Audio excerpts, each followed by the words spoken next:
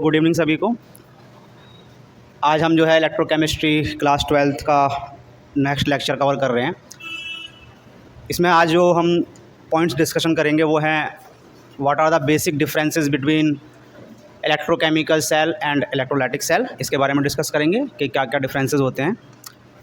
दूसरा हम पढ़ेंगे इलेक्ट्रोलाइटिक सेल्स के बारे में एंड इलेक्ट्रोलाइसिस प्रोसेस के बारे में।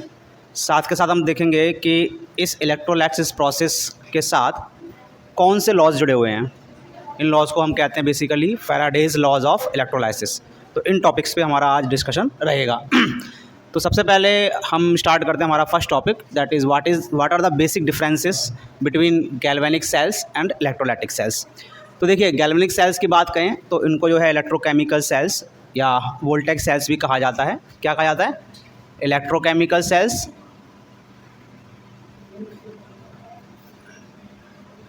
और क्या नाम था इनका? Voltaic cell.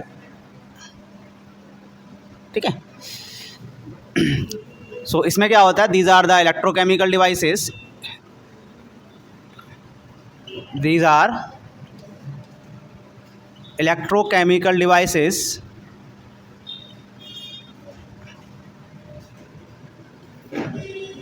which generate or produce electrical energy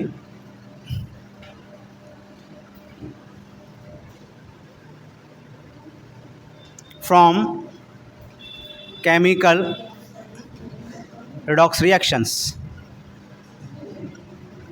जो केमिकल रिडॉक्स रिएक्शंस होते हैं वो भी किस प्रकार के? स्पॉन्टेनियस टाइप के। उनसे जो है हमें इलेक्ट्रिकल एनर्जी देते हैं ये। ठीक है। तो इनको हम क्या कहते हैं? इलेक्ट्रोकेमिकल सेल या गैल्वेनिक सेल्स कहते हैं। तो हम ये कह सकते हैं कि केमिकल एनर्जी को जो डिवाइसेस कन्वर्ट करते हैं इलेक्ट्रिकल एनर्जी में, उनको हम जो है गैल्वेनिक सेल्स कहते हैं या इलेक्ट्रोकेमिकल सेल्स कहते हैं। और आजकल जो हम ड्राई सेल्स का इस्तेमाल करते हैं, मरकरी सेल्स का इस्तेमाल करते हैं, लीड स्टोरेज बैटरी का इस्तेमाल करते हैं, ये कहीं ना कहीं इनडायरेक्टली जो है गैल्वेनिक सेल्स के ही डिफरेंट फॉर्म्स हैं। किसके हैं? गैल्वेनिक सेल्स के। तो ये तो बात हुई हमारे पास किसकी? गैल्वेनिक सेल्स की या इलेक्ट्रोकेमिकल सेल्स की। अगर कंपैरिजन में हम इलेक्ट्रोलाइटिक सेल्स की बात करें, so these are also electrochemical cells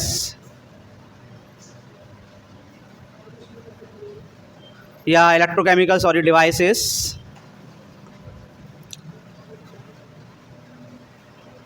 in which non-spontaneous redox reactions are carried out by supplying electrical energy। तो इसमें क्या होता है कि हम इलेक्ट्रिकल एनर्जी सप्लाई करके रिडॉक्स रिएक्शन जो कि पहले नॉन स्पॉन्टेनियस टाइप के थे उनको कैरी करवाते हैं। ठीक है। तो हम देखेंगे यहाँ पे जो इलेक्ट्रिकल एनर्जी है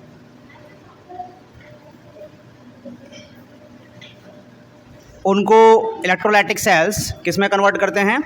केमिकल एनर्जी में। ठीक है।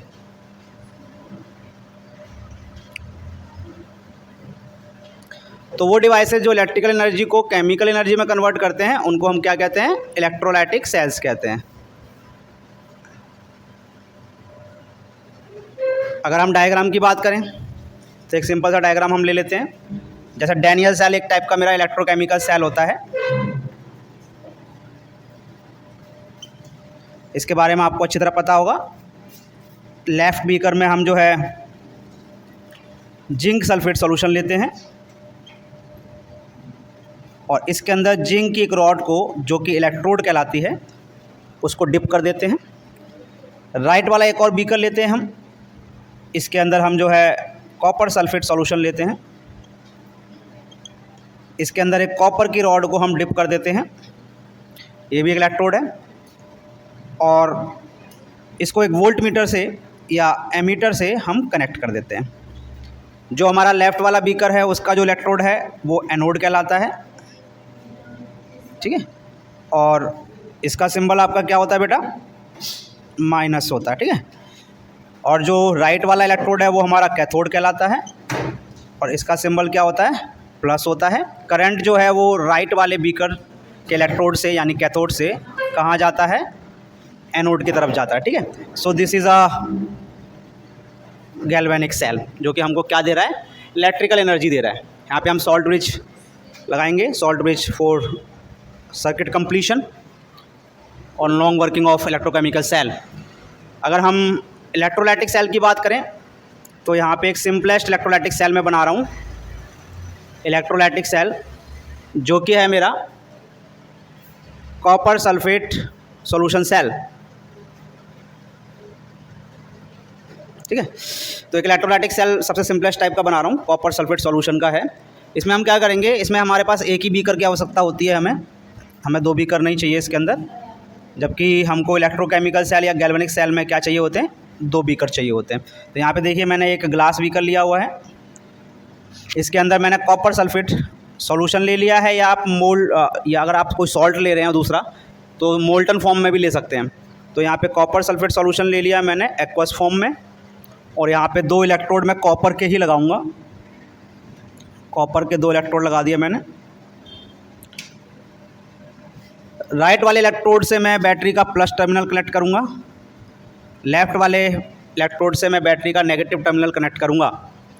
ये नेगेटिव हो जाएगा और इलेक्ट्रोड क्या हो जाएगा? पॉजिटिव हो जाएगा। इस केस में भी हम जो लेफ़्ट वाला इलेक्ट्रोड है उसको एनोड ही कहते हैं। क्या कहते हैं? एनोड। इसको एनोड ही कहा जाएगा और इसको कैथोड।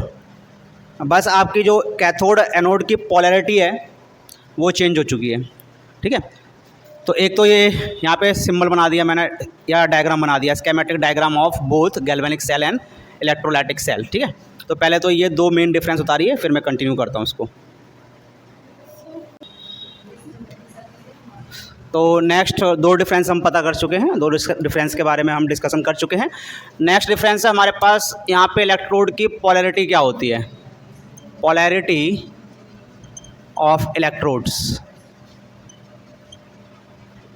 तो जो लेफ्ट इलेक्ट्रोड होता है वो एनोड कहलाता है और उसकी पोलैरिटी जो होती है वो माइनस होती है। क्या होती है? माइनस होती है, ठीक है। और जो राइट इलेक्ट्रोड होता है, डायग्राम में भी आप देख पा रहे होंगे, जो राइट इलेक्ट्रोड होता है वो कैथोड कहलाता है और उसकी पोलैरिटी क्या होती है? पॉजिटिव होती है, ठीक है। उसकी पोलैरिटी क्या होती है? पॉजिटिव होती है। यहाँ की बात करें अगर इस केस में, तो यहाँ पे भी लेफ़्ट इलेक्ट्रोड जो है वो एनोड ही कहलाता है। इस केस में भी लेफ़्ट इलेक्ट्रोड एनोड ही होता है, लेकिन उसका सिंबल जो है वो यानी उसकी पोलैरिटी जो है वो प्लस की होती है, यानी उसको प्लस बैटरी से कनेक्ट करते हैं। और जो राइट इलेक्ट्रोड है वो भी आपका कैथोड ही कहलाता है, लेकिन उसकी पोलैरिटी जो है वो नेगेटिव होती है, ठीक है। अब बात करें रिएक्शंस की, तो अगर रिएक्शंस की बात करें बेटा हम, तो एनोड पे ऑक्सीडेशन होता है। एनोड पे क्या होता है? ऑक्सीडेशन होता है। और कैथोड पे क्या होता है? रिडक्शन होता है।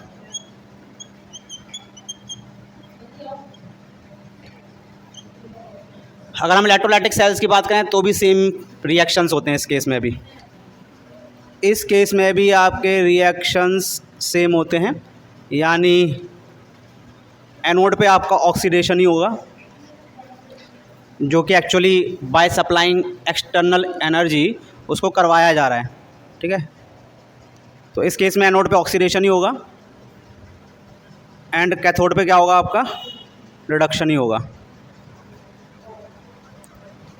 सो these are the basic differences. एक और लिख लेते हैं यहाँ पे, कि इसके केस में आपको कम से कम मतलब 2 बीकर चाहिए, यानी 2 हाफ सेल चाहिए। देयर आर 2 बीकर्स और chambers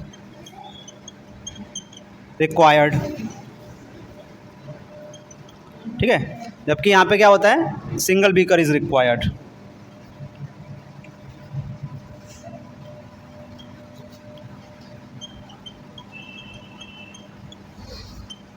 single beaker is required. तो इस केस में आपको सिंगल बीकर की ही रिक्वायरमेंट होती है। उस केस में आपको गैल्वेनिक सेल में आपको 2 बीकर चाहिए होते हैं, जबकि इलेक्ट्रोलाइटिक सेल में आपको कितना चाहिए होता है, सिंगल बीकर चाहिए होता है। तो मेन डिफरेंसेस आपने देख लिए। अब हम नेक्स्ट टॉपिक में डिस्कशन करते हैं इलेक्ट्रोलाइटिक सेल के बारे में थोड़ा डिटेल में, और जो इलेक्ट्रोलाइसिस प्रोसेस है उसके बारे में पढ़ते हैं, और कौन कौन से लॉज जुड़े हुए हैं उनके बारे में डिस्कशन करते हैं। ओके, तो हमारा नेक्स्ट टॉपिक है जो डिस्कशन का, वो है इलेक्ट्रोलाइटिक सेल, जो कि एक डिवाइस होता है, और उस इलेक्ट्रोलाइटिक सेल में जो केमिकल प्रोसेस हो रही होती है, इलेक्ट्रोकेमिकल प्रोसेस हो रही होती है, उसको हम इलेक्ट्रोलाइसिस प्रोसेस कहते हैं। क्या कहते हैं? इलेक्ट्रोलाइसिस। तो इसी के बारे में हम डिस्कशन करेंगे। तो सबसे पहले हम जान लेते हैं इलेक्ट्रोलाइसिस प्रोसेस क्या होती है। So a process in which non-spontaneous redox reactions are carried out by supplying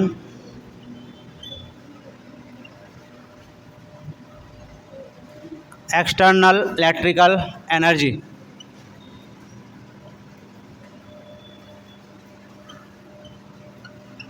ठीक है। तो एक ऐसी process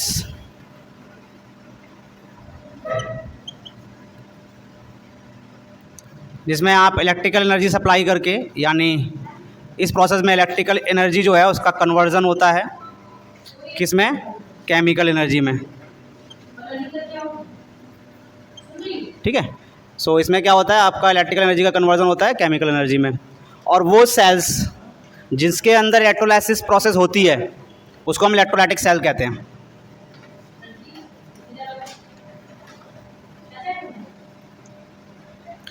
so those electrochemical cells या those devices in which electrolysis process is carried out, electrolysis process is carried out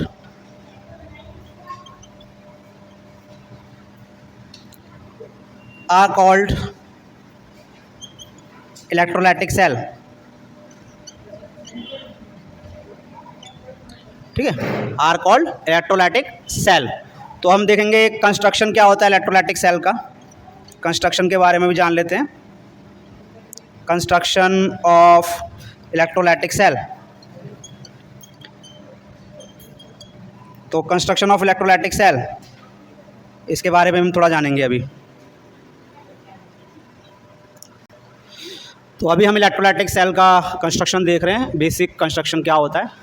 तो यहाँ पे मैंने एक डायग्राम बनाया हुआ है। एक सिंपलेस्ट इलेक्ट्रोलाइटिक सेल ले रहे हैं हम कॉपर सल्फेट का। किसका? कॉपर सल्फेट का। तो इसके अंदर जो है हम कॉपर सल्फेट का सॉल्यूशन ले लेंगे, एक्वा सॉल्यूशन। ठीक है। और इसमें 2 इलेक्ट्रोड लगा दिए हैं मैंने, जो कि कॉपर के ही बने हुए हैं। किसके बने हुए हैं? कॉपर मेटल के ही हैं ये भी दोनों। ठीक है, कॉपर के ही हैं। एक इलेक्ट्रोड को जो है मैंने बैटरी के पॉजिटिव टर्मिनल से कनेक्ट कर दिया है, एक इलेक्ट्रोड को मैंने बैटरी के किससे कनेक्ट कर दिया है? नेगेटिव टर्मिनल से कनेक्ट कर दिया है। ये मेरा एनोड रहेगा। क्या रहेगा? एनोड। और ये मेरा क्या रहेगा? कैथोड रहेगा। ठीक है। जैसे ही मैं की ऑन करूँगा, आपका जो इलेक्ट्रोलाइटिक सेल है वो वर्किंग में आ जाएगा, और आपके जो इलेक्ट्रोलाइटिक सॉल्यूशन था उसके अंदर आपके केमिकल रिएक्शन स्टार्ट हो जाएंगे। क्या हो जाएंगे? स्टार्ट। इसके अंदर जो प्लस के आयंस थे, यानी कट आयंस, क्योंकि इसकी पोलैरिटी क्या है? पॉजिटिव है, इसकी पोलैरिटी क्या है? नेगेटिव है। तो प्लस के कट आयन जो हैं वो कैथोड की तरफ ड्रिफ्ट करेंगे, या मूव करेंगे, और जो नेगेटिव कट आयंस हैं they will move toward anode, और रेस्पेक्टिव इलेक्ट्रोड पे पहुंचकर रिडॉक्स रिएक्शंस होंगे। क्या होंगे, रिडॉक्स रिएक्शन, और वो अपने अपने एलिमेंटल फॉर्म में आ जाएंगे। किस में आ जाएंगे, जो आयन इधर गया है वो अपने एलिमेंटल फॉर्म में आ जाएगा, जो आयन इधर गया है पॉजिटिव वाला वो अपने एलिमेंटल फॉर्म में आ जाएगा, और इस चेंज को हम कहते हैं प्राइमरी चेंज। क्या कहते हैं, प्राइमरी चेंज। तो प्राइमरी चेंज में क्या होता है कि इलेक्ट्रोलाइटिक सेल में आपके जो आयंस होते हैं वो अपोजिट पोलैरिटी इलेक्ट्रोड की तरफ मूव करते हैं, उस इलेक्ट्रोड पे जाकर वो जो है चार्ज का ट्रांसफ़र होता है वहाँ पे, और वो अपने एलिमेंटल फॉर्म में इनिशियली आ जाते हैं। इस चेंज को हम क्या कहते हैं, प्राइमरी चेंज कहते हैं। क्या कहते हैं, प्राइमरी चेंज। ठीक है। सो इलेक्ट्रोलाइटिक सेल में हमारे पास पहला होता है इलेक्ट्रोड्स। क्या होते हैं, पहले हम इलेक्ट्रोलाइटिक सॉल्यूशन लेते हैं, इलेक्ट्रोलाइटिक सॉल्यूशन। तो एक इलेक्ट्रोलाइटिक सॉल्यूशन होता है, जनरली ये एक सॉल्ट का सॉल्यूशन होता है या एसिड का भी ले सकते हैं। एन इलेक्ट्रोलाइट लेते हैं,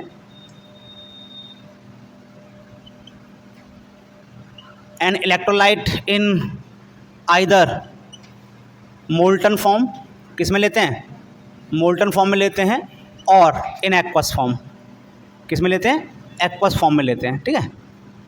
जैसे एग्जाम्पल हो गया आपका NaCl का सॉल्यूशन ले लिया, या NaCl मोल्टन फॉर्म में ले लिया, HCl ले लिया, कॉपर सल्फेट ले लिया, सिल्वर नाइट्रेट ले लिया। इस तरह से हम जो है इलेक्ट्रोलाइट्स ले लेते हैं इसके अंदर। अब दूसरा होता है हमारे पास इलेक्ट्रोड्स। तो जनरली हम करते क्या हैं कि जो भी हम इलेक्ट्रोलाइटिक सॉल्यूशन इसके अंदर ले रहे हैं, या जो भी मोल्टन इलेक्ट्रोलाइट ले रहे हैं, उसमें जो मेटल पार्ट है उसी का इलेक्ट्रोड लेते हैं। जैसे अगर मैं कॉपर सल्फेट सॉल्यूशन ले रहा हूँ तो मैं कॉपर के इलेक्ट्रोड प्रीफर करूँगा। सो ये दो इलेक्ट्रोड्स होते हैं, two metal plates connected to the terminals of battery. Battery के टर्मिनल पे जो मेटल प्लेट्स होती हैं वो कनेक्ट कर देते हैं, and these metal plates are dipped in the solution. These metal plates are dipped into electrolyte. ये किसके अंदर डिप्ड रहते हैं, इलेक्ट्रोलाइट के अंदर डिप्ड रहते हैं। ठीक है, चाहे वो सॉल्यूशन इलेक्ट्रोलाइट हो या फिर मोल्टन फॉर्म में हो। इसके अलावा यहाँ पे एक एक्सटर्नल सोर्स रहता है ईएमएफ का। क्या रहता है, एक्सटर्नल सोर्स ऑफ ईएमएफ रहता है, जो कि हमको क्या देगा, इलेक्ट्रिकल एनर्जी देगा। दिस में बी अ बैटरी और अ सिंगल सेल। एक सेल का भी हम इस्तेमाल कर सकते हैं, लेकिन जनरली हम बैटरी इस्तेमाल करते हैं। साथ में आपका जो है एक ग्लास बीकर रहता है। ग्लास बीकर हो सकता है, यानी एक बीकर, हम बीकर लिखेंगे सिंपली यहाँ पे, एक beaker that is made up of some insulating material, some insulating material like glass या प्लास्टिक। एक बीकर लेते हैं जिसके अंदर हमको इलेक्ट्रोलाइटिक सॉल्यूशन को रखना होता है। ये किसका बना होता है, एक इंसुलेटिंग मटेरियल का बना होता है। ये ग्लास हो सकता है या बीकर हो सकता है। ठीक है। नाउ बात करते हैं वर्किंग की। किसकी बात करेंगे, वर्किंग ऑफ इलेक्ट्रोलाइटिक सेल।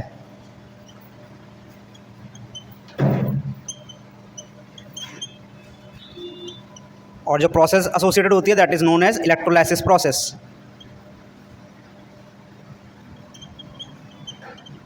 तो अगली हेडिंग है आपकी working of electrolytic cell with electrolysis process. ठीक है, उतार लीजिए इसको। तो आइए वर्किंग ऑफ इलेक्ट्रोलाइटिक सेल के बारे में जान लेते हैं थोड़ा सा। तो देखिए, जो इलेक्ट्रोलाइटिक सेल होता है उसके अंदर जो प्रोसेस होती है उसको हम इलेक्ट्रोलाइसिस प्रोसेस कहते हैं। अब इसमें जो रिएक्शंस होते हैं, एनोड पे आपका हमेशा ऑक्सीडेशन होता है। क्या होता है बेटा, ऑक्सीडेशन, यानी एनोड पे आपका हमेशा ऑक्सीडेशन होगा। ठीक है। और जो कैथोड है उस पर हमेशा आपका क्या होगा बेटा, रिडक्शन होगा। ठीक है, उसमें आपका हमेशा रिडक्शन होगा कैथोड पे। अब डिपेंड करता है कि रिएक्शन क्या है पॉसिबल, वो हमारा सॉल्यूशन हमने कौन सा लिया है और इलेक्ट्रोड्स किसके लिए हैं, उस पर हमारे जो मेन रिएक्शन है वो डिपेंड करता है। लेकिन होगा आपका ऑक्सीडेशन ही, और इस पर क्या होगा आपका रिडक्शन ही होगा। जैसे अभी यहाँ पे सबसे सिंपलेस्ट टाइप का मैंने सेल लिया हुआ है, that is copper sulphate solution cell, that is electrolytic cell. इसमें मैंने कॉपर की इलेक्ट्रोड्स को जो है पुट किया हुआ है कॉपर सल्फेट सॉल्यूशन में। सल्फेट आयंस मूव करेंगे एनोड की तरफ, यानी आपके जो है SO4 2- आयंस किधर मूव करेंगे बेटा, एनोड की तरफ, और जो आपका कॉपर आयन है कॉपर 2+ आयन वो इधर मूव करेंगे कैथोड की तरफ, ठीक है। अब सल्फेट आयन यहाँ जाके डिस्चार्ज नहीं हो पाएंगे, ठीक है, या वो अपने चार्ज को लूज नहीं कर पाएंगे क्योंकि वो स्टेबल होते हैं ज़्यादा। तो फिर यहाँ पे होगा क्या, जब सल्फेट अपना चार्ज डिस्चार्ज नहीं कर पाएगा सल्फेट आयन, तो यहाँ पे होगा क्या, तो एक्चुअल में यहाँ पे होता क्या है कि जो बेटा एक कॉपर का एटम होता है, किसका एटम, कॉपर का, वो कॉपर का एटम 2 इलेक्ट्रॉन छोड़ देता है। क्या करता है, 2 इलेक्ट्रॉन छोड़ देता है। कॉपर का एटम जो है 2 इलेक्ट्रॉन छोड़ के किस में बदल जाता है, कॉपर 2+ में। कौन सी प्रोसेस होगी बेटा, ये ऑक्सीडेशन, ठीक है। यानी कॉपर ने क्या किए, 2 इलेक्ट्रॉन छोड़ दिए और किस में कन्वर्ट हो गया, कॉपर 2+ आयन में कन्वर्ट हो गया। और ये कॉपर 2+ आयन, तो मैं भी सल्फेट को हटा देता हूँ क्योंकि इसका काम तो ज़्यादा है नहीं।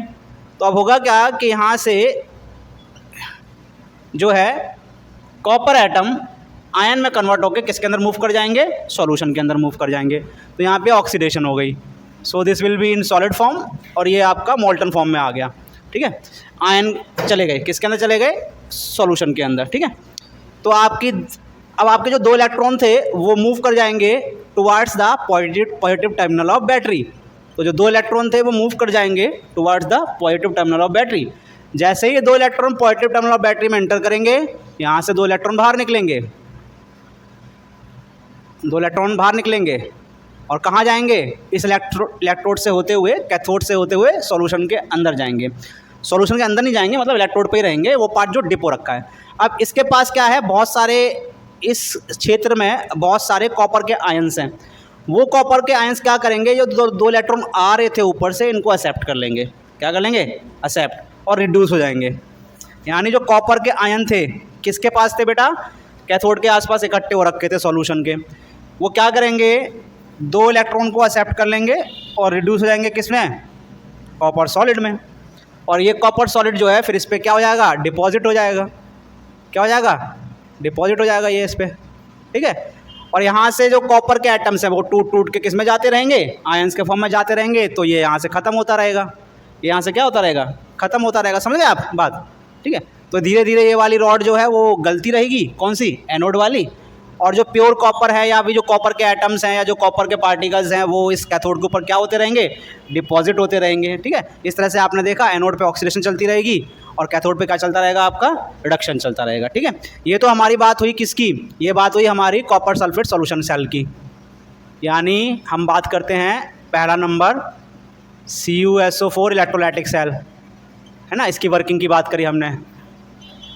CuSO4 इलेक्ट्रोलाइटिक सेल के वर्किंग की हमने बात कर ली, ठीक है। अब हम बात करते हैं HCl सेल की, किसकी, HCl। दूसरा नंबर है हमारे पास HCl इलेक्ट्रोलाइटिक सेल। इसको भी साथ के साथ देख लेते हैं बेटा। अभी ना बंद नहीं करना बेटा, अभी मैं कंटिन्यू कर रहा हूँ इसी को, ठीक है। तो HCl सॉल्यूशन में क्या है, हम जो है HCl का एक्वस सॉल्यूशन लेते हैं बीकर के अंदर। ये हमने यहाँ पे HCl सॉल्यूशन ले लिया है और इसके अंदर हम 2 प्लेटिनम के इलेक्ट्रोड लगा देते हैं। किसके इलेक्ट्रोड लगा देते हैं, मैंने प्लेटिनम ही क्यों चूज़ किया है, क्योंकि प्लेटिनम जो होता है उसका डिग्रेडेशन बहुत कम होता है, उसकी जो स्किन है वो बहुत जल्दी डिग्रेड नहीं होती है। और यहाँ पे मैंने एक्सटर्नल सोर्स ऑफ EMF लगा दिया है, 3 सेल की बैटरी। सो ये मेरे पास एनोड है, this is plus, and right वाला क्या है बेटा, मेरे पास कैथोड है जिसको मैंने नेगेटिव से लगाया हुआ है, ठीक है। और ये दोनों रॉड किसकी है बेटा, PT की हैं। किसकी हैं, PT इलेक्ट्रोड है, ठीक है। अब क्या होगा, इसके अंदर 2 प्रकार के आयंस हैं। कितने प्रकार के आयंस हैं, 2। एक है H+ आयन और दूसरा है क्लोराइड आयन। तो क्लोराइड आयन भावना किधर जाएगा, क्लोराइड आयन जाएगा एनोड की तरफ और H+ आयन किधर जाएगा, कैथोड की तरफ, ठीक है। तो आप देखते हैं एनोड पे क्या रिएक्शन होगा बेटा। सो एनोड पे एज यूजुअल हमारे पास क्या होगा, ऑक्सीडेशन होगा। अब ऑक्सीडेशन में क्या होगा कि जो क्लोराइड आयन है वो अपना नेगेटिव चार्ज डिस्चार्ज कर देंगे। वो अपना नेगेटिव चार्ज डिस्चार्ज करके किस में बदल जाएंगे?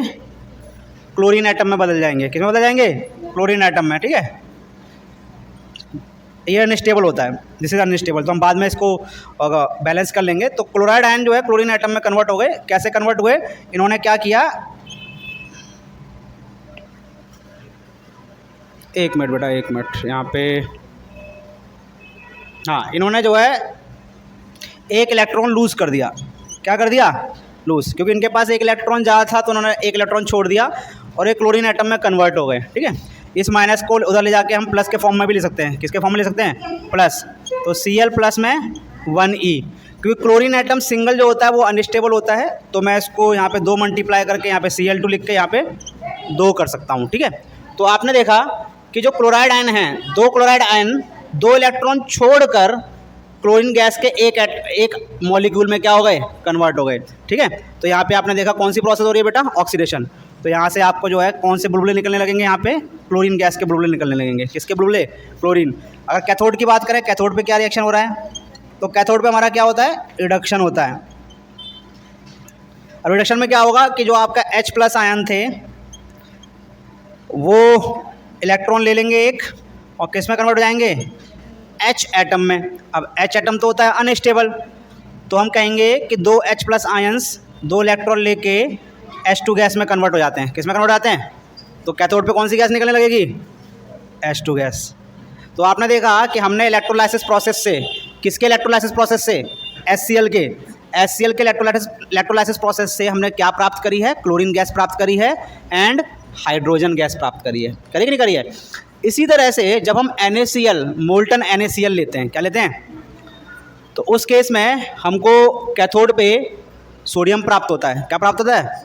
और एनोड पे क्लोरीन गैस प्राप्त होती है। दोबारा समझ लीजिए, अगर मैं इसमें NaCl का मोल्टन सॉल्यूशन ले लूँ या मोल्टन NaCl ले लूँ, ठीक है, तो और दोनों तरफ जो है इलेक्ट्रोड ले लूँ मैं प्लेटिनम के। किसके? प्लेटिनम के। तो जो सोडियम के आयंस हैं वो यहाँ पे जाकर डिस्चार्ज हो जाएंगे, और जो क्लोराइड आयंस हैं वो यहाँ पे जाकर डिस्चार्ज हो जाएंगे। तो यहाँ पे सोडियम एटम चिपक जाएंगे पूरे, ठीक है। किस पे? कैथोड पे। यानी कैथोड पे हमको सोडियम मेटल प्राप्त होगा और एनोड पे हमको क्या मिलेगी? क्लोरीन गैस मिलेगी। किस केस में? NaCl के केस में। इस तरह से इलेक्ट्रोलाइसिस प्रोसेस या इलेक्ट्रोलाइटिक सेल का बहुत सारे इस्तेमाल है, खासकर मेटलर्जी में। किसमें?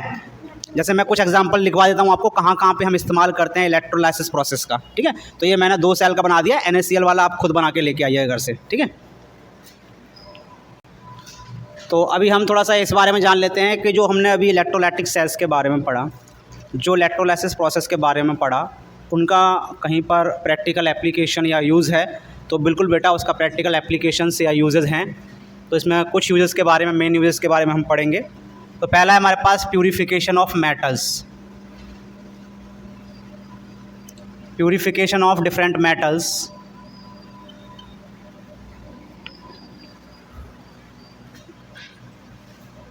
Like sodium, magnesium, aluminium, copper etcetera. तो हम इसकी हेल्प से या इस प्रोसेस का इस्तेमाल करते हुए जो मेटल्स हैं जैसे सोडियम, मैग्नीशियम, एल्यूमिनियम, कॉपर वगैरह हो गए, इनका क्या कर सकते हैं? हम प्यूरिफिकेशन कर सकते हैं। क्या कर सकते हैं? जैसे अगर मैं कॉपर की बात करूं, मान लो कॉपर को प्यूरीफाई करना मुझे, तो मैं क्या करूंगा? इस तरह से इलेक्ट्रोलाइटिक सेल लूँगा, ठीक है। अब करना क्या है मुझे कि जो मुझे इम्प्योर मतलब जो ख़राब कॉपर है जिसके अंदर डस्ट पार्टिकल वगैरह हैं, इम्प्योर जो कॉपर है उसको मुझे बनाना है एनोड की रॉड। किसकी बनानी है? एनोड की रॉड बनानी है। So this is impure copper. क्या है ये इम्प्योर कॉपर है, ठीक है। और एक प्योर कॉपर की रॉड्स, उसको मुझे बनाना है कैथोड। ये प्योर कॉपर है। क्या है? Pure copper. और इसके अंदर मुझे सॉल्यूशन भर देना है किसका? कॉपर सल्फेट का ही। किसका? तो इस रॉड को मुझे प्यूरीफाई करना है, क्योंकि इस रॉड के अंदर बहुत सारी गंदगी यानी इम्प्योरिटी है। एज़ यूजुअल हम इसमें बैटरी का प्लस टर्मिनल कनेक्ट करेंगे और इधर क्या करेंगे? माइनस टर्मिनल कनेक्ट करेंगे, ठीक है। ये मेरा क्या हो गया बेटा? कैथोड हो गया। ये मेरा क्या हो गया बेटा? एनोड। तो कभी कभी सवाल पूछा जाता है कि during the purification of copper, impure copper को हम एनोड बनाते हैं या कैथोड बनाते हैं? तो आप लिखेंगे एनोड बनाते हैं। क्या बनाते हैं? और इसका सिंबल क्या रहता है, प्लस रहता है। ये बहुत पूछा जाता है कि जब हम प्यूरिफिकेशन करते हैं कॉपर का, तो जो इम्प्योर कॉपर मेटल होता है उसको कौन सा इलेक्ट्रोड बनाते हैं हम, तो आप लिखेंगे एनोड बनाते हैं। क्या बनाते हैं? अब आपको पता है जब रिएक्शन शुरू होगा तो इसमें से जो एटम्स हैं कॉपर के वो किस में कन्वर्ट हो जाएंगे, आयंस में, और किधर चले जाएंगे, सॉल्यूशन के अंदर। तो ये तो यहाँ से ख़त्म होता रहेगा, और जो कॉपर के आयंस हैं वो यहाँ से यहाँ कॉपर आयन में जाएंगे, और फिर कॉपर आयन डिस्चार्ज होकर किस में कन्वर्ट हो जाएंगे, कॉपर में। समझ रहे हो? यहाँ से कॉपर का एटम आयंस में कन्वर्ट होकर सॉल्यूशन में गया, वहीं सॉल्यूशन में कोई और आयन या वही खुद आयन दोबारा से कॉपर एटम में कन्वर्ट होकर कहाँ चिपक जाएगा जाके। तो इस तरह से ये रॉड ख़त्म होती रहेगी, और जो प्योर कॉपर है वो आयंस में कन्वर्ट होके दोबारा कॉपर में कन्वर्ट होके कहाँ पे स्टिक हो जाएगा जाके, कैथोड पे। किस पे स्टिक हो जाएगा, और इसके अंदर जो डस्ट पार्टिकल है वो सब यहाँ गिर जाएगी नीचे। ये इम्प्योरिटी है। क्या है? इम्प्योरिटी। और ये पूरी की पूरी रॉड क्या हो जाएगी, ख़त्म हो जाएगी। समझ गए जहाँ तक है? तो इसमें से जो एटम्स हैं वो आयंस में बदलेंगे, फिर वो आयंस किस में बदल जाएंगे, एटम्स में बदल जाएंगे, और यहाँ चिपक जाएंगे। ठीक है? So this is a purification of copper. इस तरह से हम सोडियम को प्राप्त कर सकते हैं। अच्छा, प्यूरिफिकेशन का तो होता ही होता है, साथ के साथ हम एक्सट्रैक्शन भी कर सकते हैं। प्यूरिफिकेशन एंड एक्सट्रैक्शन मतलब इन मेटल्स को हम इनके ओर से, किससे, ओर से या इनके सॉल्ट से प्राप्त कर सकते हैं। जैसे सोडियम को हम NaCl से प्राप्त करेंगे। किससे प्राप्त करेंगे? ठीक है। इस तरह से मैग्नीशियम को हम मैग्नीशियम के ऑक्साइड से या मैग्नीशियम सॉल्ट से प्राप्त कर सकते हैं, मैग्नीशियम सल्फेट से। ठीक है। एल्यूमिनियम को हम एल्यूमिनियम ऑक्साइड से प्राप्त करते हैं। ठीक है। इसके लिए हमको क्रायोलाइट का इस्तेमाल करना होता है। किसका इस्तेमाल करना होता है? तो एल्यूमिनियम को हम बॉक्साइट या एल्यूमिनियम ऑक्साइड से प्राप्त करते हैं। ठीक है। और कॉपर को हम, पता चली गया, कॉपर का हम प्यूरिफिकेशन करते हैं। क्या करते हैं? प्यूरिफिकेशन। या हमें अगर कॉपर प्राप्त करना है तो हम कौन सा सॉल्ट लेंगे? Copper sulphate. कौन सा लेंगे? Copper sulphate. तो प्यूरिफिकेशन या एक्सट्रैक्शन दोनों कर सकते हैं। दूसरा है हम इलेक्ट्रोप्लेटिंग कर सकते हैं। क्या कर सकते हैं? इलेक्ट्रोप्लेटिंग। इलेक्ट्रोप्लेटिंग का मतलब होता है एक मेटल के ऊपर दूसरी मेटल की लेयर को चढ़ाना, यानी putting a layer of one metal. और ये मेटल कैसा होता है, इसकी जो ये केमिकली जो है यह भी हम कहेंगे थोड़ा सा इनर्ट होता है। कैसा होता है? इनर्ट। हवा से, पानी से ज़्यादा रिएक्ट नहीं करता ये। तो putting a layer of one metal over the surface of other metal. ठीक है। जैसे अगर हम जिंक को आयरन पे चढ़ाएं तो हमारा जो बनता है वो बनता है गैल्वेनाइज्ड आयरन, सॉरी। और इस प्रोसेस का नाम होता है, ये भी इलेक्ट्रोप्लेटिंग है, इसको गैल्वेनाइजेशन कहते हैं। यानी जिंक की लेयर को आयरन पे चढ़ाना जो है वो गैल्वेनाइजेशन प्रोसेस कहलाती है, और इसमें जो हमको जो प्रोडक्ट प्राप्त होता है वो गैल्वेनाइज्ड आयरन होता है। क्या होता है? ठीक है। इस तरह से आप आयरन के ऊपर क्रोमियम भी चढ़ा सकते हैं। क्रोमियम ओवर आयरन, इसको हम क्रोम प्लेटिंग कहते हैं।